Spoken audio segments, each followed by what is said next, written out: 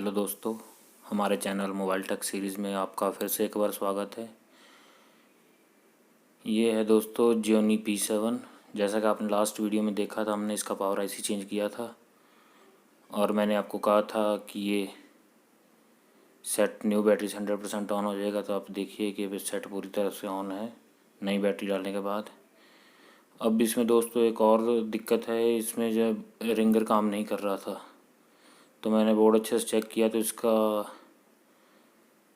रिंगर आई जो कि white pasted है, इसको हमने सेम बोर्ड में से निकाल कर इस बोर्ड में फ़िट किया है, जिससे ये प्रॉब्लम 100% सॉल्व हो गई है। तो अगर दोस्तों आपको ये वीडियो पसंद आए तो लाइक करें, शेयर करें और चैनल को ज़रूर दोस्तों सब्सक्राइब कर लें। ऐसी ही और वीडियो देखने के लिए नोटिफिकेशन बेल को भी ज़रूर दबा लें। तो चलिए दोस्तों, वीडियो एंजॉय कीजिए। Thank you.